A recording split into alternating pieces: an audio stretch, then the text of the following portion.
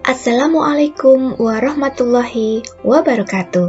Perkenalkan, nama saya Setiawati Fiadulurusa dari SLB Bakti Putra Gunung Kidul, calon guru penggerak angkatan 6. Kali ini saya akan menjelaskan aksi nyata pengembangan diri untuk penguatan nilai-nilai dan peran sebagai guru penggerak.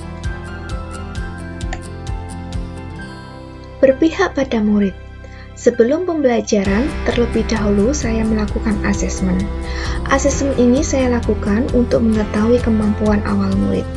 Kemudian, saya membuat rencana pembelajaran berdasarkan hasil asesmen. Merencanakan dan membuat media pembelajaran sesuai dengan materi yang akan saya sampaikan dan saya sesuaikan dengan kondisi, kemampuan, dan karakteristik peserta didik.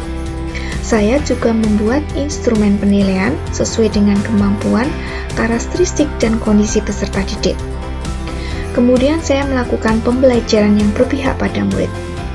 Pembelajaran yang berpihak pada murid di sini, saya menciptakan suasana yang menyenangkan, menggunakan media dan alat peraga dalam pembelajaran, bermain sambil belajar, memfasilitasi murid sesuai dengan bakat dan minatnya.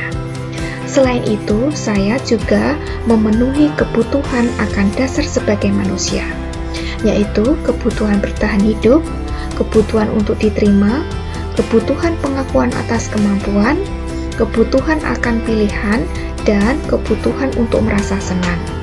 Sehingga murid akan tergerak untuk aktif mengembangkan potensi dirinya untuk memiliki kekuatan spiritual keagamaan, pengendalian diri, kepribadian, kecerdasan, akhlak mulia, serta keterampilan yang diperlukan dirinya, masyarakat, bangsa, dan negara dalam mewujudkan suasana belajar dan proses pembelajaran.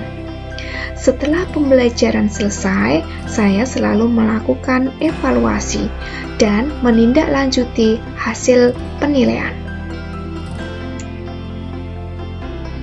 Untuk meningkatkan kompetensi saya sebagai seorang guru, saya semangat untuk terus-menerus belajar mengembangkan diri dengan mengikuti pelatihan dan webinar yang ada di platform Merdeka Mengajar.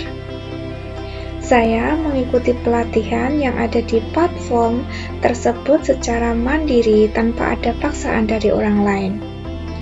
Saya mempelajari materi yang ada di platform Merdeka Mengajar ketika murid sudah pulang sekolah.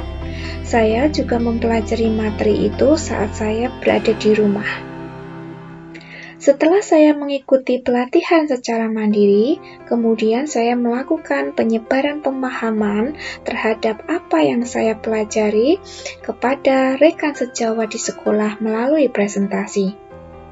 Saya meminta hasil refleksi dari teman sejawat. Kemudian, hasil refleksi dan dokumentasi penyebaran yang telah saya lakukan, saya dokumentasikan dan saya unggah pada aksi nyata di pelatihan platform Merdeka Mengajar. Dalam kegiatan di sekolah, saya berperan aktif mensosialisasikan kurikulum SLB Bakti Putra bagi orang tua wali murid. Sebelum mensosialisasikan kurikulum, terlebih dahulu saya mengkomunikasikan kepada kepala sekolah. Pada kegiatan sosialisasi, saya bertugas untuk menyampaikan kurikulum sekolah yang terkait dengan visi, misi, struktur kurikulum yang memuat program intrakurikuler, ekstrakurikuler, dan program penguatan profil pelajar Pancasila. Untuk menerapkan nilai kolaborasi sebagai guru penggerak, saya mengajak teman sejawat untuk mengikuti pelatihan mandiri melalui platform Merdeka Mengajar. Saya melatih dan memberikan contoh bagaimana cara melakukan pelatihan mandiri pada platform Merdeka Mengajar. Selain itu, saya bekerja sama dengan rekan sejawat terkait proyek profil pelajar Pancasila yang bertema kewirausahaan. Saya berkolaborasi dengan rekan sejawat untuk membimbing, menuntun, dan mengarahkan murid dalam pembelajaran. Selain bekerja sama dengan rekan sejawat, saya juga bekerja sama dengan orang tua wali murid terkait pembelajaran. Saya selalu mengkomunikasikan pembelajaran dan hasil kemampuan murid setiap minggunya. Saya juga melakukan refleksi diri dengan cara menulis dan membuat catatan pada buku khusus mengenai hal-hal apa yang sudah saya lakukan dengan baik dan apa yang perlu saya tingkatkan. Kemudian saya melakukan tindakan untuk melakukan perbaikan.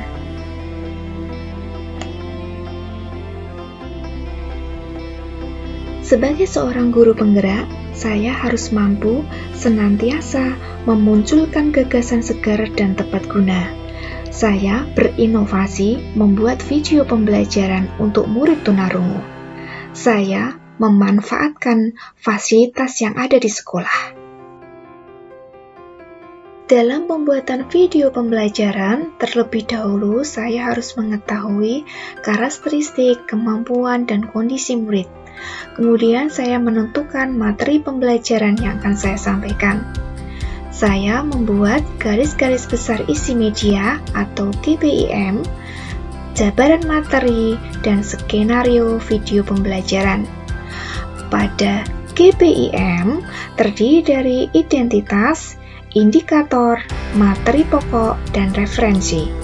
Sedangkan pada jabaran materi terdiri dari tujuan, alur program, uraian materi, dan visualisasi. Sedangkan pada skenario video pembelajaran terdiri dari ketunaan, kelas, mata pelajaran, materi, kompetensi dasar, lokasi, audio, video atau visual, dan durasi. Setelah semuanya saya tulis dan saya susun, kemudian saya melakukan syuting video.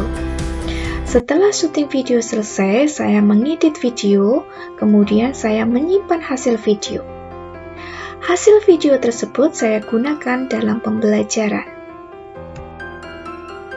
Demikianlah penjelasan saya mengenai aksi nyata modul 1.2. Terima kasih. Salam guru penggerak, tergerak, bergerak, menggerakkan Indonesia maju. Wassalamualaikum warahmatullahi wabarakatuh.